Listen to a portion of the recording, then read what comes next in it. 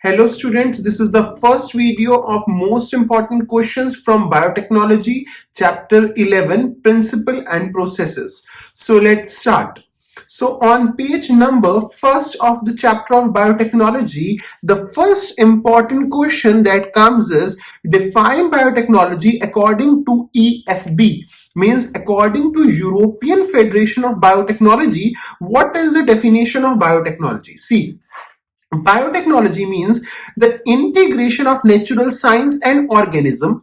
When we integrate the science with the organism, the cells of the organism, and some molecular analogs, like molecular analogs are the techniques like PCR, ELISA, etc. for product and services. This is known as biotechnology. So when we integrate, the integration of natural science and the organisms, the cells of the organisms for product and services is the biotechnology. It is known as biotechnology. So according to European Federation of Biotechnology, you should know the definition of biotechnology. Now, if we move further on 11.1, here very important question is asked. Name two core techniques of biotechnology. So biotechnology is based on two core techniques. Name them. The first core technique is genetic engineering. In genetic engineering, what we do, we introduce DNA or RNA into the organism so that its phenotype, its feature are changed. So in genetic engineering, what we do, introduction of a foreign gene, which can be DNA or which it can be RNA, into the organism so that its phenotype can be changed, is known as genetic engineering. So this is the main principle of biotechnology. The second principle of the biotechnology is sterile ambience. Sterile ambience means we want the growth of only desired microbes, and we want that the non-desired microbes should not grow. So these are the two basic techniques. First is genetic engineering, in which we introduce a foreign DNA in the organism so as to change its phenotype or genotype. And second core technique is sterile ambience, in which we want the growth of only desired microbes. Coming on to page 194 of biotechnology, in this para, a very important question is asked that what is ORI and what is its significance? So ORI is origin of replication. It is the sequence of DNA from where the replication starts or initiates. Initiates means start. So the sequence of DNA from where the replication initiates, from where the replication starts, is ORI. And what is its significance? Significance is that we need to link the foreign DNA or the alien DNA with the ORI. We need to link the foreign DNA with the ORI so that it can multiply inside the host. So ORI is the sequence of DNA from where the replication starts, and its significance is that alien piece of DNA, foreign piece of DNA, is linked with the ORI so that it can replicate inside the host. Now coming on to last para, this para is extremely important. It tells us about how the first recombinant DNA was made. The first recombinant DNA was made by Cohen and Boyer. And what they did, for making a foreign DNA, we need a foreign gene as well as a plasmid or a vector. Now they took foreign gene, which was from the foreign gene was antibiotic resistant gene, and the plasmid or vector, it was from the Salmonella typhimurium. They linked these two, means the antibiotic resistant gene and the plasmid of Salmonella typhimurium. When they linked these two, the formation of recombinant DNA the recombinant DNA was formed, and this recombinant DNA was introduced into the host, which was E. coli. So the first recombinant DNA was formed by Cohen and Boyer, and they took antibiotic resistant gene, linked it with the plasmid of Salmonella typhimurium. As a result, recombinant DNA was formed, and this recombinant DNA was introduced into the E. coli. So another question which can be asked is, name the component of recombinant DNA which was first created. So the component of recombinant DNA which was first created was antibiotic resistant gene and the plasmid of Salmonella typhimurium. Now here we can also learn the definition of recombinant DNA. See, recombinant DNA is the DNA which is formed by by linking DNA from two different sources. For example, in first recombinant DNA also, we took the DNA from two different sources. The first source was from the antibiotic resistant gene, and second was plasmid or salmonella typhimurium. So when we link two DNA, one from two different sources, the recombinant DNA is formed. Or you can see that recombinant DNA is a DNA which is formed by combining foreign DNA with the plasmid. So here we understood the definition of recombinant DNA. This I am telling you because in the second para here three words are highlighted. Recombinant DNA, I have told you the definition. Now what is gene cloning? Gene cloning means when we have transferred this recombinant DNA into the E. coli or into the bacteria or into the host, then many copies of this E. coli is created inside the host, and this process of creation of many copies of gene of interest inside the host is known as gene cloning. Moving on to page 195, from here very important question is that what is the role of DNA ligase in biotechnology?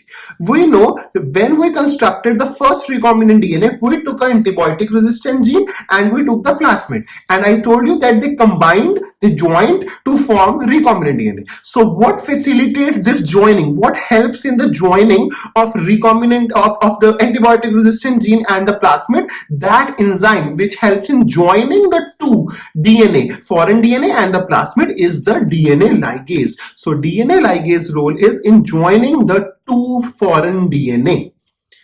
Now from here very important question is that name three basic steps in genetically modifying an organism. If we want to introduce genetic modified organism, is that organism in which we have introduced a foreign DNA. So what are the steps in genetically modified the organism? Now in order to genetically modify the organism, we need first the DNA. So first of all, we will identify the DNA with the desirable gene. Now second, we will link this DNA with the plasmid or the vector, and then second point would be we will introduce this DNA into the host, and when we will introduce the DNA into the host, we will also make sure that this introduced DNA which we have introduced into the host is also transferred to its offsprings. So these are the three steps in genetically modifying the organism. Identify the DNA of interest, link it with the plasmid, introduce it in the host, and make sure that it is also introduced in the progeny of the host.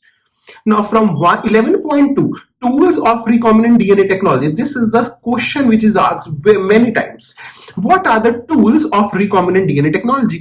Tools means what things we need in recombinant DNA technology. See, first of all, we need a foreign DNA, as I've already told you. Then we need a plasmid. Then for joining these two, we need ligase. Then for incorporating it, we need host. So plasmid, host, ligase, and the foreign DNA. These are the tools of recombinant DNA technology. Now, if we move to 11.1.2, here very important questions are asked. First is, what are restriction enzymes? See, the enzymes which cut the DNA are known as restriction enzymes. Because the restriction enzymes cut the DNA, they are also called as molecular scissors. The next question comes is, name the first restriction enzyme which was isolated. See, in this line it is clearly written, HIND2 is the first restriction enzyme which was isolated. Now when the restriction enzyme cut, they cut at specific sequences of the DNA. For example, some will cut between G and A, some will cut between C and G. So the specific sequence where the restriction enzyme cut the DNA are known as recognition sequences. And always remember that restriction enzymes, they are isolated from the bacteria. They are always isolated from the bacteria. Now here in the last para, another important question comes, how do we name the restriction enzyme? For example, we have this restriction enzyme EcoR1. How it has been named? See, in let us take the example of EcoR1. Here the first letter comes from the genus. First letter comes from the genus, that is Escherichia. Second and third letter come from the species, that is coli. Fourth letter comes from the strain of the bacteria. R is the strain of the bacteria, and the last letter 1 comes from the order in which it has been isolated. So this is the method of naming the restriction enzymes. Now let us move to page number 196. So here very important question comes, name two type of restriction enzymes. See, there are two type of restriction enzymes, exonuclease and endonuclease. Now what is difference between them? Exonuclease cut the DNA at the ends, whereas endonuclease cut at the places within the DNA, and those places within the DNA where the restriction enzyme cut the DNA, they are known as recognition sequences. Now from here, very important question comes, what are palindromic sequences? Palindromic sequences are those sequences which read the same if orientation of reading is kept the same. For example, here is a palindromic sequence GAATTC. And if we read it from this end, GAATTC, see, it is reading same. This example can also be given of the word which is given here, that is Malayalam. So here the word is given Malayalam. You can look here, their word is given Malayalam. So if you read Malayalam from here, or whether you read it from here, the sequence, it will read the same. See, we see Malayam if we read from here, and from here Malayam. So the sequences which read the same if orientation of reading is kept the same is known as palindromic sequences. Now this figure is very important. This figure tells us about the action of the enzyme EcoR1. So we, in order to construct a recombinant DNA, we first take a vector DNA or the vector DNA or plasmid, and then we take a foreign DNA. See, the EcoR1 will cut between G and A, means this is the recognition sequence of EcoR1. So when it cut between G and A from here and G and A from here, the two, see what will happen, the two double-stranded DNA will change to single-stranded, and now by the law of complementarity, the foreign DNA will bind towards the vector DNA. Now you should understand, when we cut the vector DNA and foreign DNA with same restriction enzyme, then sticky ends are formed. Now what are these sticky ends? Sticky ends are those ends which are complementary to one another, so they help in the action of DNA ligase. So as you can see here, A is complementary with T, and G is complementary with C. So these are the sticky ends which are created, which have the complementary DNA sequences, and when they join, they form the recombinant DNA. This is the recombinant DNA. So if an action of EcoR1 comes, you should know that it cuts between specific sequence, that is G and A, that is G and A. Now on page number 196, very important diagram, draw the diagram of recombinant DNA technology. So now we know in recombinant DNA technology, in order to construct a recombinant DNA, we need a foreign DNA and we need a plasmid. We will cut it by the same restriction enzyme. See, we have cut this foreign DNA and we have cut this plasmid, and then we will link it with the help of DNA ligase, and this which is created is known as the recombinant DNA. Then we will introduce it inside the host, and multiple copies of it would be created inside the host.